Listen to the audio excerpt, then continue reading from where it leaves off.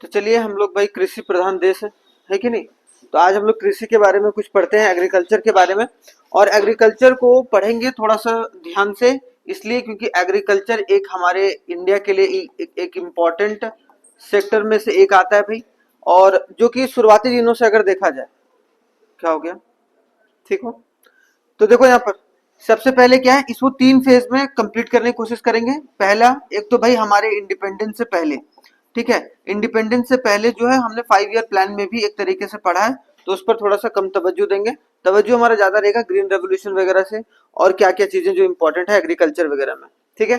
तो इंडिपेंडेंस से पहले हमारा एग्रीकल्चर कैसा था भाई, बताओ। एग्रीकल्चर क्या था इंडिपेंडेंस से पहले, मतलब आजादी से पहले हमारे देश का जो खेती बाड़ी था या एग्रीकल्चर सिस्टम था वो कैसा था, अच्छी कंडीशन थी। देखो ब्रिटिश आने से पहले, एक ब्रिटिश आने से पहले हमारा एग्रीकल्चर सिस्टम बहुत अच्छा था। लेकिन जब ब्रिटिश आया तो उसने अपने फायदे के लिए, क्योंकि रॉ मटेरियल वो क्या करता था, कच्चा माल क्या करता था, अपने देश ले जाता था भाई, और वहां से एक तरीके से फिनिश्ड गुड हमारे देश ट्रांसपोर्ट करता था। जिसकी वजह से हमारे देश में जो बनना चाहिए, जिस तरीके से एम्प्लॉयमेंट जनरेट होना चाहिए, जिस तरीके से हमारी खेती बाड़ी या फर्टिलिटी जो है हमारे लैंड का वो बना हुआ रहना चाहिए, वो एक तरीके से नहीं हुआ। और जिसकी वजह से देखो अब एग्रीकल्चर पर ही डिपेंड जो रहता है वो बहुत सारे सेक्टर रहते हैं। जैसे जनरली एग्रीकल्चर सेक्टर पर से डिपेंड कौन रहता है भाई, इंडस्ट्री, हाँ कि ना। अगर किसी देश का एग्रीकल्चर सिस्टम ठीक नहीं है तो उसका इंडस्ट्री भी उस तरीके से नहीं पनप पाएगा। तो सिंपल सी बात है कि अगर एग्रीकल्चर अच्छे तरीके से हमने डेवलप किया है, इसका मतलब सिंपल सी बात है कि हमने रॉ मटेरियल जो है वो एक तरीके से डेवलप करा है, जिसकी वजह से मैन्युफैक्चरिंग एक्टिविटी जो है वो हो पाए। जैसे अगर चाइना में देखो, तो चाइना में क्या हुआ था भाई, चाइना में क्या हुआ था, हम लोगों ने ग्रीन रेवोल्यूशन करा, और चाइना में कौन सी रेवोल्यूशन आई थी, कम्यून सिस्टम आया था।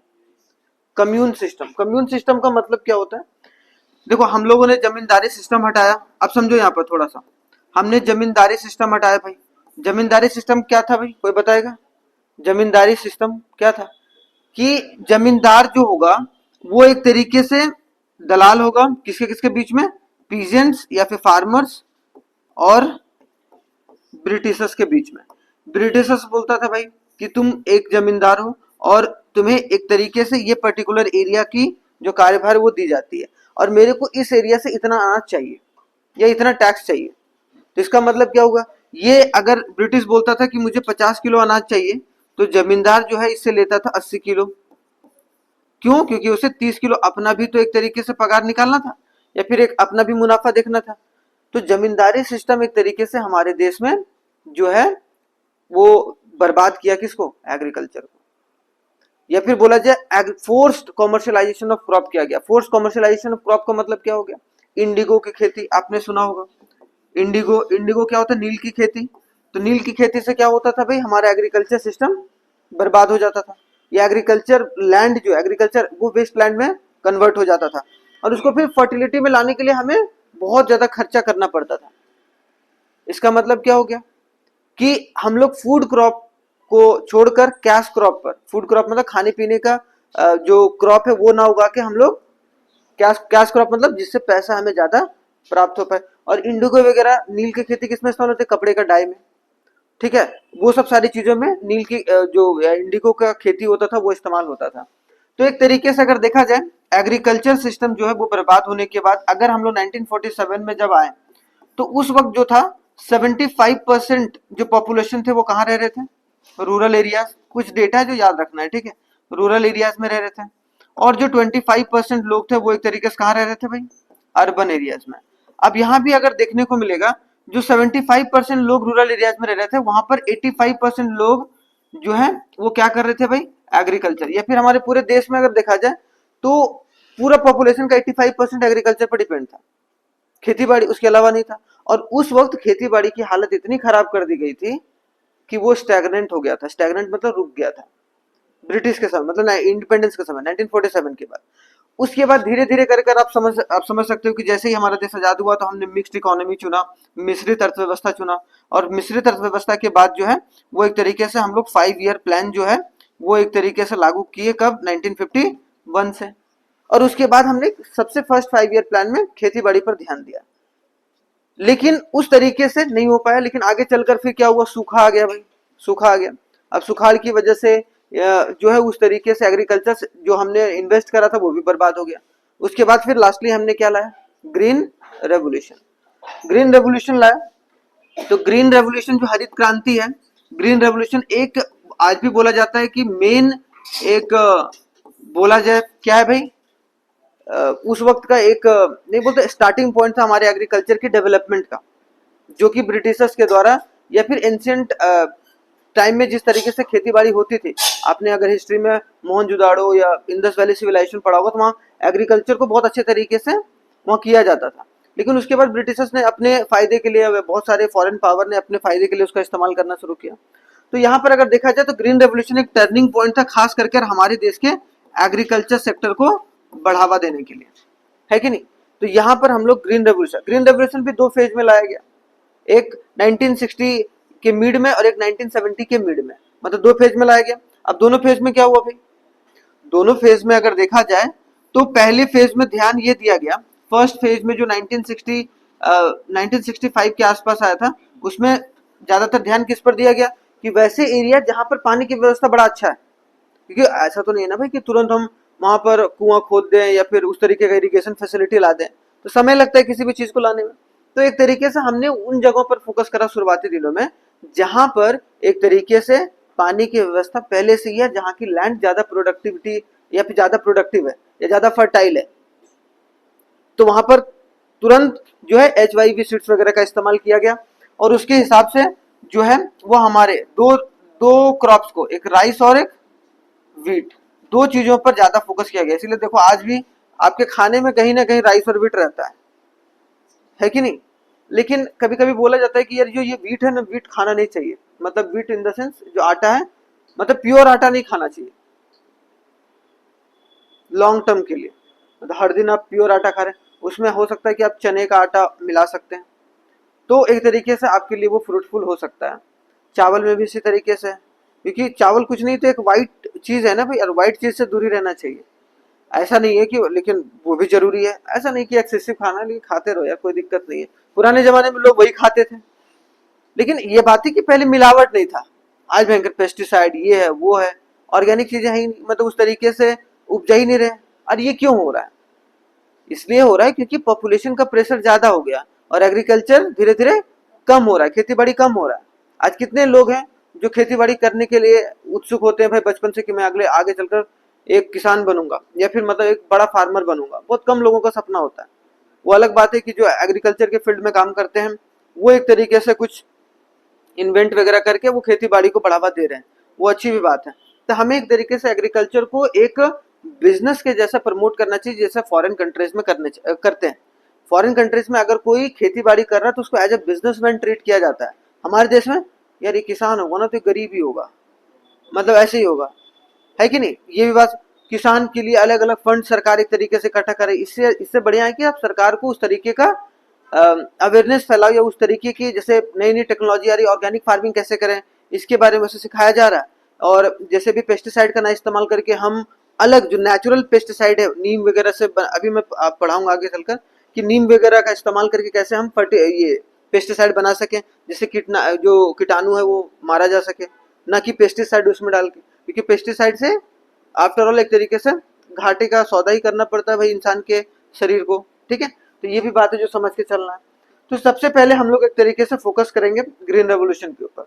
अब ग्रीन रेवोल्यूशन जो है वो 2 फेज में लाया गया। इसमें 2 चीज याद रखना है कि ग्रीन रेवोल्यूशन के फादर कौन थे भाई, ग्रीन रेवोल्यूशन नॉर्मन ई बोरलॉन्ग, ठीक है। और एक तरीके से हमारे इंडियन कौन थे, MS स्वामीनाथन। तो ये दोनों बात याद रखना है, MS स्वामीनाथन जो इंडिया के ग्रीन रेवोल्यूशन के फादर, और वर्ल्ड लेवल पर जो ग्रीन रेवोल्यूशन को सबसे पहले लाने वाले इंसान थे वो कौन थे, नॉर्मन ई बोरलॉन्ग। बस ये 2 बात याद रखना है। अब यहाँ पर समझना है कि 2 फेज में ग्रीन रेवोल्यूशन को लाया गया, हरित क्रांति को 2 चरण में लाया गया। अब यहाँ पर 2 चरण का मतलब कि एक था चरण 1 जो कि 1960 के दशक के मध्य से 1970 के दशक के मध्य तक चला, मतलब लगभग हम लोग इसमें बोला जाता है कि 1965 से लेकर 1975 तक 10 साल तक ग्रीन रेवोल्यूशन को चलाया गया खास करके। कौन कौन से रीजन पर फोकस, दो चीजों पर फोकस किया गया था भाई, व्हीट और राइस पर फोकस किया गया था। और मोर एफ्लुएंट स्टेट, मोर एफ्लुएंट मतलब जो ज्यादा समृद्ध थे। अब समृद्ध का मतलब क्या होगा, जहाँ पानी की व्यवस्था अच्छी थी, जहाँ की जमीनें, आज भी देखो बोला जाता है कभी कभी कि अगर पंजाब में चले जाओ, ऐसे भी गेहूं फेंक दोगे तो वहां पर गेहूं मतलब उपज जाएगा। वहां की लैंड इतनी फर्टाइल है क्योंकि वहां जमीन के अंदर जो है पानी हमेशा एक तरीके से उपलब्ध रहता है, तो एक तरीके से वो लैंड ज्यादा फर्टाइल होगा। अब मान लो कि कहीं ऐसे इलाके में जहाँ पानी जो है वो एक साल से हुआ ही नहीं भाई उस खेत में, तो वो लैंड कैसे फर्टाइल होगा, क्योंकि लैंड को फर्टाइल होने के लिए उसमें पानी जो बहुत इंपॉर्टेंट कंपोनेंट है भाई उसको चाहिए, और वो एक तरीके से नहीं है। लेकिन दिक्कत ये भी है कि जो ऐसे सारे स्टेट्स हैं, पंजाब हो गए या फिर आंध्र प्रदेश हो गया, तमिलनाडु, यहाँ पर एक्सेसिव वाटर का भी इस्तेमाल होता है, जितना पानी नहीं, जैसे बहुत सारे सीड ऐसे होते हैं ना, बीज ऐसे होते हैं जो लगाए जा रहे हैं कि वो बहुत ज्यादा पानी खा रहा है, जबकि उससे कम पानी में भी एक तरीके से वो अनाज उपज सकता है। तो इसका मतलब क्या है कि हम लोग ग्राउंड वाटर से निकाल के पानी वहां डाल रहे हैं, समझ रहे हो। अब वो पानी एक तरीके से मान लो कि 1 किलो गेहूं उगाने के लिए हम 5 लीटर पानी का इस्तेमाल कर रहे हैं, लेकिन एक किलो गेहूं उपजाने के लिए 1-2 लीटर पानी में भी हो सकता है, मतलब इसी तरीके का प्रोपोर्शन है। इसका मतलब क्या है कि हम कम पानी का इस्तेमाल करके भी एक तरीके से खेती उतना ही कर सकते हैं। कब, जब हम उस सीड्स की कोई एक हाइब्रिड या उस तरीके से तैयार करें लैब वगैरह में, या कहीं भी किसी तरीके से तैयार करें। तो वैसे सीड्स का इस्तेमाल जो है शुरुआती दिनों में नहीं किया जाता था, जिसकी वजह से वहां का ग्राउंड वाटर जो है वो धीरे धीरे नीचे भी चला गया था। तो यहाँ पर क्या बोला गया कि फोकस हम लोग फर्स्ट जो 1965 से 1975 में किस पर किए थे भाई, व्हीट और राइस पर, और पंजाब, आंध्र प्रदेश और तमिलनाडु, इन जगहों पर एक तरीके से ज्यादा बढ़ावा मिला था। और इसमें क्या हुआ था भाई ग्रीन रेवोल्यूशन में, एक तो भाई high yielding variety of seeds, जो उच्च उपज वाली जो बीज है उसका इस्तेमाल किया गया था। ऊपर से पेस्टिसाइड का इस्तेमाल किया गया था, पेस्टिसाइड मतलब कीटनाशक, ठीक है, पेस्टिसाइड्स, ठीक है। उसके बाद फर्टिलाइजर का इस्तेमाल किया जाने लगा, उर्वरक का, ठीक है। और उसके बाद जो है मशीन्स मतलब टेक्नोलॉजी का, ट्रैक्टर्स वगैरह का जो है वो सरकार सब्सिडी रेट पर एक तरीके से देती थी। HY भी सब्सिडी रेट पर, पेस्टिसाइड भी सब्सिडी रेट पर, मतलब ये सब सारी चीजों में सब्सिडी, और वहीं से सब्सिडी का जो शुरुआत हुआ वो होना शुरू हुआ। अभी हम लोग आगे देखेंगे MSP किस तरीके से रोल प्ले किया आगे चलकर, और कौन सी जो संस्था है या कौन सी जो ऑर्गेनाइजेशन है वो एक तरीके से, या कौन सा कमीशन है जो MSP को निर्धारित करती है। लेकिन यहाँ से एक तरीके से आप बोल सकते हो कि हमारे देश में खेती बाड़ी या खाने की कमी जो है वो एक तरीके से खत्म हो गई।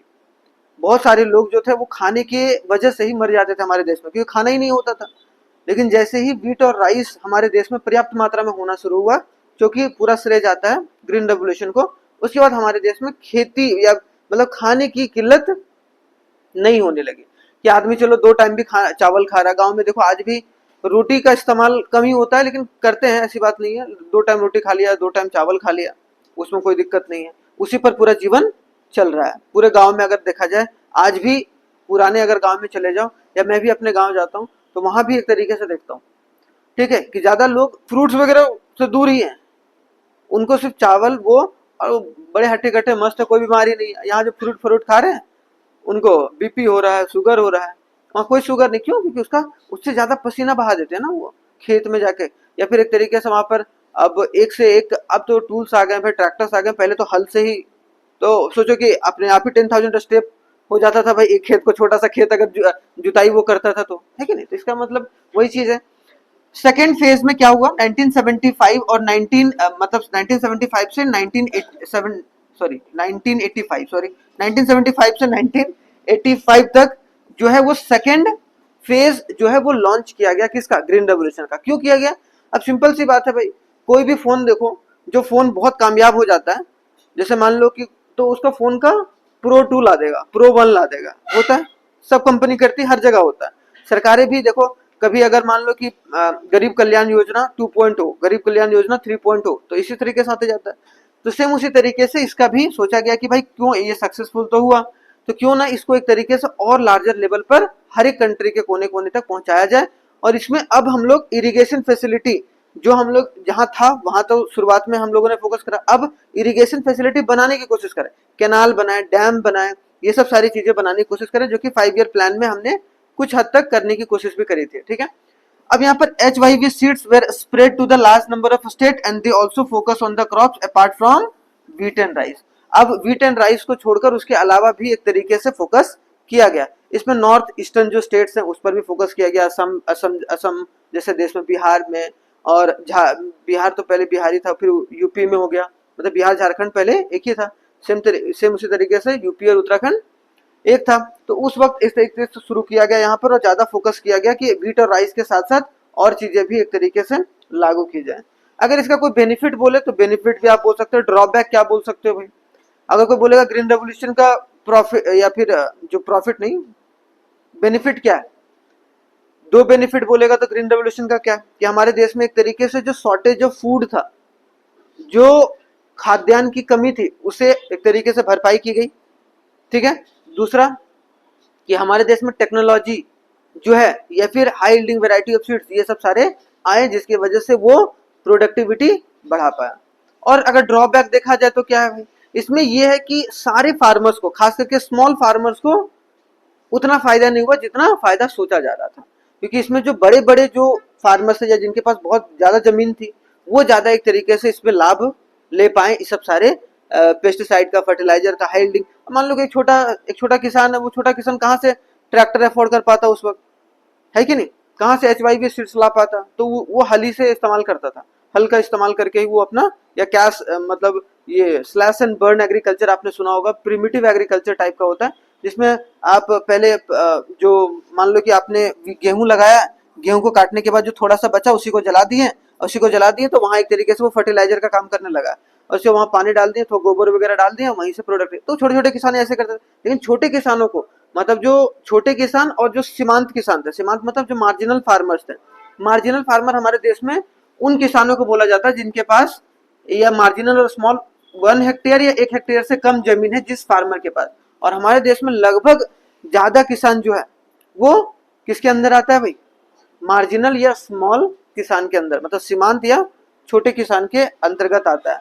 अब यहाँ समझने वाली बात है कि अभी आप देखो कि PM सम्मान किसान निधि फंड है ना, सम्मान किसान निधि फंड है कि नहीं, जिसमें 6,000 रुपया जो है वो किसानों को दिया जाता है, 3 चरण में 2-2 हजार करके, 2-2 हजार करके किसानों को दिया जा रहा है, मतलब 3 टाइम, ताकि वो एक तरीके से छोटे छोटे किसान जो जिनके पास जमीन 1 हेक्टेयर या 1 हेक्टेयर से कम है, वो एक तरीके से लाभ प्राप्त कर पाए। ठीक है। तो ये सहायता जो सरकार के द्वारा दिया जा रहा है, ये एक बहुत बड़ा एक्सपेंडिचर है, एक बहुत बड़ा व्यय है सरकार का, जो कि एक तरीके से सब्सिडी के तौर पर डायरेक्टली सरकार के थ्रू लोगों के पास जा रहा है। अब इसका कितना ग्राउंड लेवल इम्प्लीमेंटेशन हो रहा है वो तो भगवान ही जाने। ठीक है। लेकिन एक तरीके से जनरली उसका ग्राउंड लेवल पर इम्प्लीमेंट नहीं होता है, जहां तक मेरी समझ है, जहां तक मैं अपने आसपास के लोगों को देखता हूँ, 6,000 रुपया वो कभी भी आता है ना, 2,000, तो वो 2,000 उसमें खर्चा नहीं होगा, कोई फेस्टिवल में खर्चा कर दिया, कोई इधर खर्चा कर दिया, कोई उधर खर्चा कर दिया। जैसे झारखंड में क्या है कि झारखंड में बहुत सारे अभी जो 2,000 2,500 रुपया हर महीना सरकार भी दे रही है। कौन? वहां की राज्य सरकार, वहां की राज्य सरकार महिलाओं को 2,500 रुपया। तो सोचो कि एक तरीके से आप, अगर सब्सिडी है तो सब्सिडी वर्च्यू एंड वाइस दोनों है, मतलब एक तरीके से श्राप भी है एक देश के लिए, और एक तरीके से वो फायदेमंद भी साबित हो सकता है। फायदेमंद तभी तक जब तक उस पर्टिकुलर तबके को उठा नहीं दिया गया, लेकिन अगर आप वो आदत बन जाए किसी का तो वो गड़बड़ है। तो हमें कृषि पर उस तरीके से, मेन बात है कि सरकार ही, या फिर शुरुआत से सोचते आई कि जो किसान है वो गरीब होगा, जैसे होगा वैसे होगा, उसको कभी उस नजर से देखा ही नहीं गया जिस तरीके से बिजनेसेस को देखा जाता है। आप जैसे मान लो कि एक फार्मर है, एक फार्मर अगर 6 लोगों को एम्प्लॉयमेंट प्रोवाइड करा रहा है, तो वो अगर एम्प्लॉयमेंट स्कीम के तहत, प्रधानमंत्री एम्प्लॉयमेंट स्कीम के तहत अगर वो लोन लेने चला गया बैंक में, तो उसको प्राप्त नहीं होगा। लेकिन अगर कोई एक छोटा सा दुकान खोला हुआ है, मतलब 1,000 स्क्वायर फीट में, और वो अगर 10-8 लोगों को एम्प्लॉयमेंट दे रहा है, और अगर वो चला जाएगा तो उसको 15 से 20 लाख रुपए का लोन आराम से मिल जाएगा। तो इसका मतलब क्या है? वैसे हालांकि उसमें और जोड़ा जा रहा है कि जो ऑयल सीड्स का प्रोडक्शन कर रहा है, कोई ऐसा कर रहा है, लेकिन तब भी एक तरीके से अभी बहुत जरूरी है उसमें करने, मतलब प्रयास करने की जरूरत है। अब देखो, एक ट्राई कलर रिवोल्यूशन था। ट्राई कलर रिवोल्यूशन मतलब तिरंगा क्रांति। और तिरंगा जो क्रांति है, तिरंगा में कौन 3 कलर होते हैं भाई? सैफरॉन होता है, ठीक है, एक व्हाइट होता है, ठीक है, और एक होता है ब्लू, 3 कलर होते हैं, है कि नहीं? और एक कौन होता है? ग्रीन भी तो होता है, ग्रीन रेवोल्यूशन आ चुका था, तो उसको मतलब उसको हटाकर एक तरीके से सैफरॉन, व्हाइट और ब्लू, तीन जो है, तीनों को मिलाकर ट्राई कलर रेवोल्यूशन जो है वो लाया गया। कब लाया गया भाई? 2014 में, ठीक है। प्राइम मिनिस्टर ने इसको अनाउंस करा था, ठीक है। और एक तरीके से यहां पर देखा जाए सैफरॉन रेवोल्यूशन किससे रिलेटेड है? For the promotion and better utilisation of solar energy. जब 2014 में सरकार चुनकर आई बीजेपी की, तब से एक तरीके से वो लगी हुई थी कि सोलर सोलर सोलर, और लास्टली में उसने जो है इंटरनेशनल सोलर अलायंस भी एक तरीके से फॉर्म करा। तो यहाँ समझने वाली बात है कि यहाँ से क्या कि सोलर एनर्जी पर हम लोग ज्यादा फोकस करेंगे रादर देन कोल एनर्जी या थर्मल एनर्जी, इन सब चीजों पर ज्यादा एक तरीके से हमारे देश में पोल्यूशन वगैरह भी हो रहा है। तो यहाँ पर देखने को मिलेगा सैफरॉन रेवोल्यूशन, मतलब सैफरॉन रेवोल्यूशन सौर ऊर्जा के संवर्धन और बेहतर उपयोग के लिए केसरिया क्रांति लाया गया। दूसरा जो व्हाइट रेवोल्यूशन, व्हाइट रेवोल्यूशन किसके लिए लाया गया था भाई? दूध के लिए, क्या दूध के उत्पादन को बढ़ाने के लिए। हमारे देश में आज भी क्या हो रहा है कि जितना दूध उत्पादन कर रहे हैं उतना हम लोग खुद ही कंज्यूम कर जाते हैं, और हम लोग सेकंड प्रोड्यूसिंग नेशन हैं मिल्क के। हमारे देश में शुरुआत से मिल्क, जैसे आप दूसरे देशों में जाओ ना तो वहां पर घर के सारे लोग दूध नहीं पीते होंगे, उसमें से 2-3 जो बच्चे बच्चे होंगे वो पीते हैं। हमारे देश में सबको दूध चाहिए, समझ रहे हो? इसीलिए हमारे देश में दूध का कंजम्पशन, और दूध का कंजम्पशन और भी बढ़ा है क्योंकि चॉकलेट बनाने में इस्तेमाल होने लगा। ऑल्टरनेटिव यूजेस, देखो एक टर्म है माइक्रो इकोनॉमिक्स में, याद रखना, स्कार्सिटी, कि किसी भी चीज की कमी क्यों हुई है। एक बात बताओ, अगर बोला जाए कि भाई इस चीज की कमी हो गई इकोनॉमी में या अर्थव्यवस्था में, वो कमी क्यों हुआ? कंजम्पशन ज्यादा हो रहा है, और कंजम्पशन ज्यादा हो रहा है और उसका प्रोडक्शन कम हो रहा है, मतलब हम लोग ये बोल सकते हैं उसकी मांग ज्यादा हो रही है और उसका सप्लाई कम हो रहा है। और दूसरा वजह क्या हो सकता है? ऑल्टरनेटिव यूजेस, वैकल्पिक इस्तेमाल। जैसे पहले क्या होता था कि दूध का इस्तेमाल दूध पीने में ही होता था, आज क्या हो रहा है? दूध का दही, चॉकलेट, मक्खन, घी, क्या क्या बन रहे हैं दूध से, समझ रहे हो? बिस्किट में भी इस्तेमाल हो रहा है। तो इसका मतलब क्या? जिसकी वजह से दूध की कमी हो गई। नहीं तो सिर्फ दूध अगर पीने के लिए इस्तेमाल होता तो आज भी हमारे देश में पर्याप्त मात्रा में दूध होता। लेकिन आज क्या हो रहा है कि दूध का इस्तेमाल बहुत अलग अलग जगह पर, जैसे स्टील है, स्टील का इस्तेमाल पहले एक ही चीजों में होता था, घर वर बनाने में थोड़ा बहुत होता था, या फिर मान लो कि गाड़ी वाड़ी इतना नहीं होता था पहले। आज देखो गाड़ियों में स्टील का इस्तेमाल, हर एक जगह पर स्टील का इस्तेमाल हो रहा है, जिसकी वजह से स्टील का भी एक तरीके से आपको देखने को मिलेगा कि उसकी डिमांड ज्यादा है कि नहीं? सेम उसी तरीके से पहले भाई कोई इलेक्ट्रिसिटी, पहले इलेक्ट्रिसिटी क्या था? एक दो बल्ब जल जाए काफी है। आज उसे हीटर, आज उसे एसी, आज उसे पंखा, आज उसे बहुत सारी चीजें हैं, इलेक्ट्रिकल अप्लायंसेस जितनी भी हैं। तो ऑल्टरनेटिव यूजेस की वजह से, वैकल्पिक इस्तेमाल की वजह से भी रिसोर्सेज की कमी होती है अर्थव्यवस्था में, जो कि एक तरीके से हमारे देश को सोचना चाहिए। इसमें 3 चीजें, कि कोई भी चीज की अगर स्कार्सिटी है तो 3 सवाल कोई भी अर्थव्यवस्था को पूछना चाहिए, what, whom and how, why नहीं। कि अगर कमी हुई है तो भाई अगर कमी को पहचानना है तो उसके पहले हम सवाल पूछेंगे कि आखिरकार ये कमी हुआ है तो व्हाट, मतलब किस चीज की कमी है भाई। अगर उस चीज की कमी है तो whom, किसके लिए हम वो प्रोडक्ट बनाए और वो प्रोडक्ट कैसे बनाए। ये 3 चीज स्कार्सिटी से डील करने के लिए, ठीक है। तो यहाँ पर दूसरा जो रेवोल्यूशन व्हाइट, ठीक है। तीसरा जो है वो एक तरीके से blue revolution for harnessing the sea resource by promoting the ports.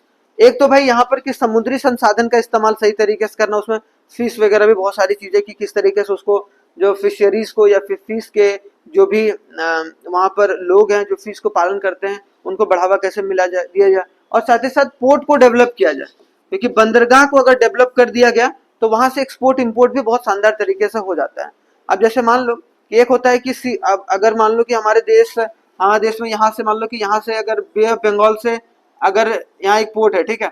अब पोर्ट के यहाँ पर बहुत सारी मछली है, अब मछली देखो आराम से यहाँ से यहाँ बम्बई आ सकता है कि नहीं, या बम्बई का मछली यहाँ से यहाँ जा सकता है, या कोई भी स्टेट में यहाँ से छोड़ा जा सकता है, चाहे वो ईस्टर्न कोस्ट में हो चाहे फिर वो वेस्टर्न कोस्ट के तरह। तो यहाँ पर एक तरीके से पर्याप्त मात्रा में इसका इस्तेमाल किया जाना चाहिए। अभी हाल ही में जो रेयरर अर्थ मटेरियल है वो एक बहुत इंपॉर्टेंट मुद्दा बना हुआ। अब चूंकि चाइना जो है वो एक तरीके से बहुत ज्यादा रेयरर अर्थ मटेरियल जो है वो अपने पास रख रहा है, तो इसका मतलब हमारे देश को भी रेयरर अर्थ मटेरियल पर बहुत ध्यान देना चाहिए, नहीं तो हो सकता है कि हम लोग दूसरे के देश के जो है वो गुलाम बन जाए इस चीज को लेकर। तो एक तरीके से अगर देखा जाए तो पोर्ट रेवोल्यूशन, अगर पोर्ट को अगर देखा जाए बढ़ावा देने के लिए ब्लू रेवोल्यूशन, खास करके इसमें ओशियानिक जितने भी रिसोर्सेस हैं उनको भी बढ़ावा देने के बारे में यहाँ पर बात किया गया था। ट्राई कलर रेवोल्यूशन याद रखना 2014 में शुरू हुआ था। अब देखो कुछ मेजर एग्रीकल्चर रेवोल्यूशन हुआ था, वो कौन कौन है। तो एक तो ग्रीन रेवोल्यूशन था, अभी हमने बताया भाई फूड ग्रेन्स को रिलेशन था। व्हाइट किससे, मिल्क और डेयरी। मिल्क क्या, उसके ऑल्टरनेटिव जितने भी सारी चीजें उसको, कि डेयरी का प्रोडक्शन कैसे बढ़ाया जाए, पशुपालन को किस तरीके से बढ़ाया जाए जिसकी वजह से हमारे देश में जो है घी मक्खन ये सब सारी चीजों की कमी ना हो और हमें इंपोर्ट ना करना पड़े कहीं से। ठीक है। दूसरा है सिल्वर रेवोल्यूशन आया था, एक चांदी क्रांति आया था। चांदी क्रांति किसके लिए था भाई, अंडा और मुर्गी पालन। आज देखो हमारे देश में जो मुर्गी पालन है या फिर बोला जाए पोल्ट्री जो फार्मिंग है उसको बहुत ज्यादा तवज्जो दिया गया है कि नहीं। और इसके पीछे मुख्य वजह क्या है भाई ज्यादा तवज्जो देने का, मुख्य वजह ये है कि हमारे देश में कंजम्पशन भी मीट का या फिर जो या एग का वो धीरे धीरे करके बढ़ा है। और अगर बढ़ा है तो हमें एक तरीके से उसको रेवोल्यूशनाइज करना ही करना होगा, नहीं तो क्या होगा कि वो एक तरीके से इंपोर्ट होगा।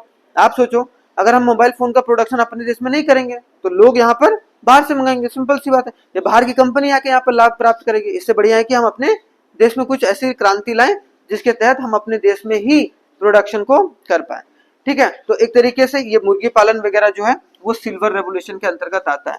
एक था येलो रेवोल्यूशन जो कि पीली क्रांति है, वो किसके लिए था भाई, ऑयल सीड्स को लेकर। जैसे मस्टर्ड सीड्स हो गया, जितने भी ऑयल सीड्स हैं, जिससे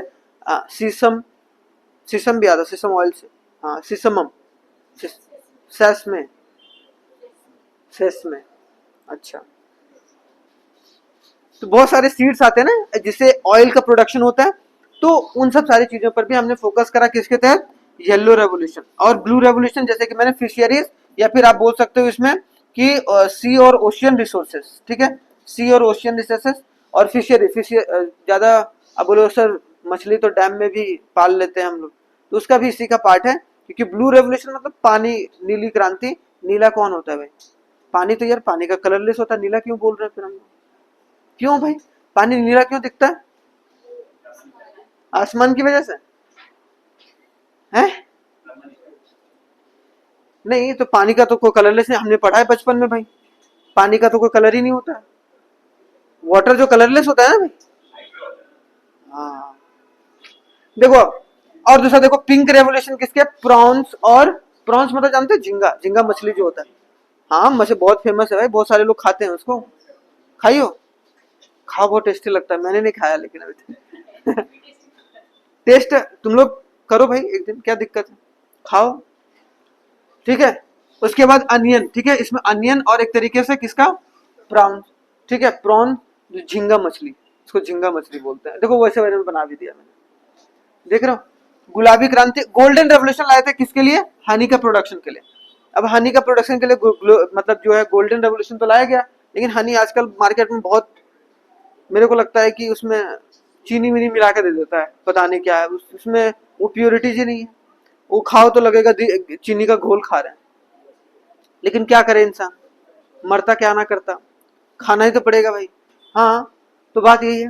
गोल्डन फाइबर रेवोल्यूशन लाया गया था, जिसको किसमें भाई, स्वर्ण फाइबर क्रांति, जो जूट को बढ़ावा देने के लिए। ठीक है। और सिल्वर फाइबर किसके लिए, कॉटन के लिए, कपास के लिए, तो कॉटन की प्रोडक्शन को बढ़ाने के लिए। तो ये सब कुछ क्रांति है जिसको आपको डायरेक्टली और इनडायरेक्टली याद रखने हैं। ठीक है, डन यहाँ तक। आगे देखो भाई, यहाँ पर कुछ चीजें हैं जो कि हाल फिलहाल में ही ये इंपॉर्टेंट रहा, इसको थोड़ा सा करंट है मैंने जोड़ा इसमें। देखो द कंट्रीज फर्स्ट किसान रेल, किसान रेल। अब देखो क्या होता था कि किसी जगह ज्यादा प्रोडक्शन हो रहा है किसी चीज का, किसी जगह कम प्रोडक्शन हो रहा है किसी चीज का, तो क्या होता था, एक तो है कि आप हाईवे के थ्रू लेके आइए। अब क्या होता था बहुत बार, समझो बात को, कि अगर कोई बंगाल से निकला है गाड़ी और वो जा रहा है गुजरात, ठीक है, मान लो कि बनाना लेके, तो बनाना जो है बीच में ही पक जाता है। क्यों, क्योंकि अब मान लो कि बीच में क्या हुआ, हाईवे में ट्रैफिक लग गया, 3 दिन ट्रैफिक में जमा है। अब वो बनाना क्या जाएगा, वो बनाना तो पहले बनाना हो गया, समझ रहे हो। तो ये सब चीजें, तो इसकी वजह से क्या हुआ कि हम लोगों को टाइमली कंजम्पशन के लिए पहुंचाना बहुत जरूरी था। अब उसके लिए हमने क्या करा, एक रेल शुरू करा, खास करके वीकली रेल। और ये बिहार और महाराष्ट्र को जोड़ने की बात, क्योंकि बिहार और महाराष्ट्र में खास करके बहुत ज्यादा खेती बाड़ी की जाती है, खास करके सब्जियों को लेकर। अब सब्जी क्या होता है कि अगर सब्जी सही समय पर सही जगह पर नहीं गया तो सब्जी खराब हो जाएगा, क्योंकि वो पेरिसेबल गुड्स है भाई। पेरिसेबल गुड्स मतलब जो बहुत जल्दी खराब हो जाने वाली वस्तु है, ठीक है। तो यहाँ पर क्या बोला गया कि फर्स्ट जो कंट्री का किसान रेल है स्टार्टेड ऑन 7 अगस्त 1920, मतलब देश की पहली किसान रेल 7 अगस्त 2020 को महाराष्ट्र के देवलाली से बिहार के दानापुर तक साप्ताहिक आधार पर शुरू हुई है। मतलब साप्ताहिक आधार पर एक बार इधर आएगा एक बार उधर जाएगा, मतलब इस तरीके से। तो एक तरीके से क्या हुआ कि वहां का कुछ भी अगर कोई ओवर प्रोडक्शन है जो कि अपना माल को या सामान को या सब्जी को जो बेचना चाह रहा है दूसरे स्टेट में, जो बड़े बड़े जो फार्मर्स होते हैं वो आराम से इस रेल के थ्रू वहां पर पहुंचा सकते हैं। This train helps in bringing the perishable agriculture products like vegetable fruits to the market in a short period. अब ट्रेन में चूंकि उतना ज्यादा ट्रैफिक नहीं होता है, क्योंकि अगर चाहे तो वैसे ट्रैफिक हो सकता है बहुत, लेकिन अगर कोई ऐसी ट्रेन जा रही है तो उसको एक तरीके से रास्ता दिया जाता है, उसको सबसे ज्यादा पहले प्रायोरिटी दिया जाता है। जैसे अभी देखो भारत सरकार कुछ भी करे ना करे वंदे भारत को टाइम पर पहुंचा देती है, चाहे दूसरा रेल। देखना कभी भी जब ट्रेन में सफर करो ना, तो मैंने देखा है बहुत बार, क्योंकि मैं बहुत लंबा लंबे ट्रेन जो है वो एक तरीके से सफर किया हूँ बहुत लंबे लंबे समय तक। तो एक तरीके से यहाँ पर देखो क्या है, अब सोचो कि यहाँ 50 किलोमीटर का दूरी है, ठीक है, ट्रेन का, यहाँ पर एक स्टेशन से 2 स्टेशन, यहाँ पर जनरली 50 किलोमीटर एक ट्रेन को जाने में कितना समय लगेगा? आधा घंटा। अगर हार्डली से हार्डली है आधा घंटा, उससे ज्यादा लगेगा? नहीं लगेगा। लेकिन वहां पर ट्रेन का ना ये वाला जो डिस्टेंस रहेगा वो लिखा हुआ रहेगा 3 घंटा, मतलब 3 घंटे का टाइमिंग, कॉर्पस टाइमिंग लेके चलते हैं, फिर वो मैनेज कर करके वहां तक पहुंचता है। समझ रहे हो? तो ये बात है जो समझ के चलना है, ठीक है। तो एक तरीके से हम लोग ये बोल सकते हैं कि वो प्रायोरिटी पर डिपेंड करता है कि सरकार कौन से ट्रेन को जल्दी पहुंचाना चाह रही है। जिसको पहुंचाना चाहेगी वो पहुंच जाएगी टाइम पर, सिंपल सी बात है। इसीलिए वंदे भारत देखो टाइम पर है, क्यों? क्योंकि वंदे भारत को ज्यादा प्रमोट किया जा रहा है फिलहाल और सारे ट्रेनों के मुकाबले, क्योंकि धीरे धीरे ट्रेन का अपग्रेडेशन हो रहा है। तो अगर सही बात है कि हमारे देश में इतना बड़ा लार्ज नेटवर्क है रेलवे का, जो कि एक तरीके से ब्रिटिश के द्वारा ही दिया गया है चीज भाई। ब्रिटिश ने 2 ही चीज दिया हमें, क्या क्या दिया भाई? एक तो ये पोस्ट ऑफिस दे दिया और एक हमारे पास रेलवे दे दिया, ठीक है। वैसे कम्युनिकेशन भी दिया गया, लेकिन जो पोस्ट ऑफिस और एक तरीके से ये जो हमारे लिए एक तरीके से बहुत इंपॉर्टेंट रहा और जिसका इस्तेमाल आज भी हम लोग अपने देश में कर रहे हैं। अब आ जाओ थोड़ा सा CACP, बहुत इंपॉर्टेंट है, ठीक है। CACP का नाम आप लोग नहीं भूलना है आज से। उसका नाम क्या है भाई? फुल फॉर्म क्या है? Commission for agriculture cost and price. Commission for agriculture cost and price मतलब क्या? कृषि लागत एवं मूल्य आयोग जो है वो 1965। अब 1965 से याद होगा, अभी मैंने बताया था ग्रीन रेवोल्यूशन। तो जैसे ही ग्रीन रेवोल्यूशन आया तो एक कमीशन बैठा दिया गया कि एक पर्टिकुलर अनाज का दाम कितना होना चाहिए या नहीं होना चाहिए, उसकी कीमत को तय करना कि लागत कितना लगा है, उसका कीमत कितना होना चाहिए। तो देख रहे हो, लागत और कीमत की एक कमीशन जो है वो बैठाई गई या कॉन्स्टिट्यूट की गई, जो कि एक तरीके से जनवरी 1965 में। इट वॉज अर्लियर नेम, इसका पहले नाम था, पहले भी था, लेकिन इसका नाम क्या था भाई? एग्रीकल्चरल प्राइस कमीशन, जिसको हम लोग बोलते थे APC, ठीक है। उसको क्या बदल किया? CACP, ठीक है, commission for agriculture cost and price. अब CACP is attach to the office of ministry of agriculture and farmer welfare. Simple सी बात है कि अगर CACP जो है वो कौन से मिनिस्ट्री के अंतर्गत आती है, तो आप सीधे साधे बोलोगे, क्या बोलोगे कि कृषि एवं किसान कल्याण मंत्रालय के अंतर्गत आता है भाई। It is mandated to recommend the क्या? MSP, न्यूनतम समर्थन मूल्य, हमेशा फसल को उपजाने से पहले ही सरकार के द्वारा तय की गई कीमत जो है वो एक तरीके से होती है।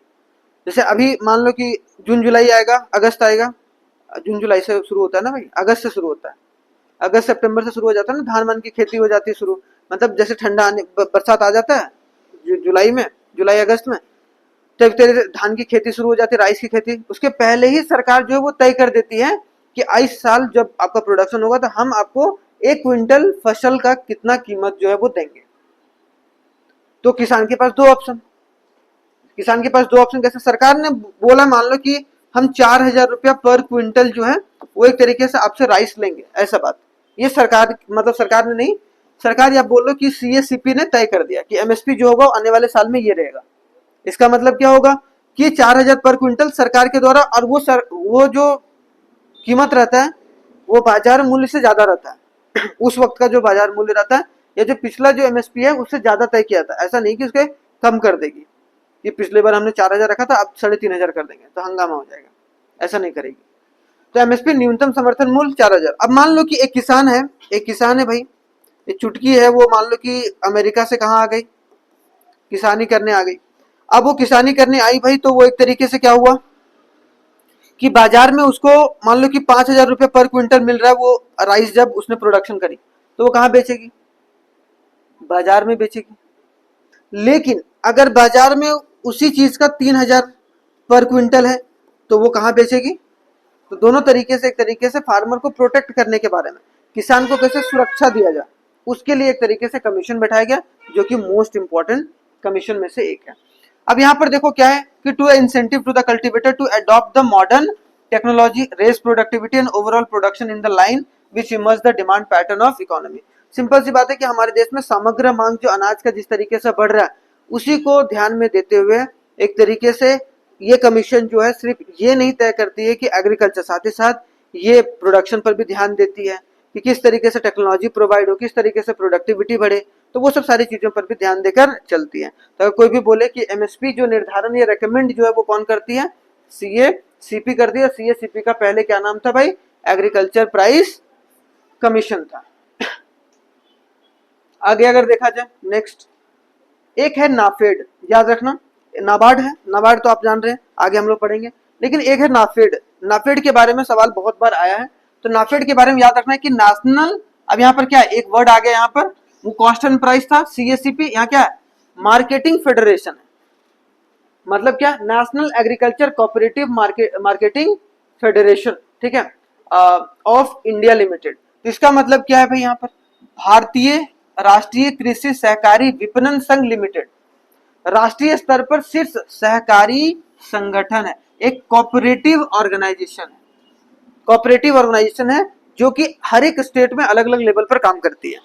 अब ये करती क्या है भाई, इसका ऑब्जेक्टिव क्या था कि it was set up with an objective, इसका जो था वो क्या था, promote cooperative marketing of agriculture produce to benefit the farmer. जैसे आपने देखा होगा कि भाई सामान को क्या करने के लिए, स्टोर करने के लिए, और एक तरीके से उसको, जैसे मंडी को सही तरीके से संचालित करने के लिए, उसका प्राइस को तय करने के लिए, तो वहां पर सारी चीजें, उसको मार्केट कैसे किया जाए।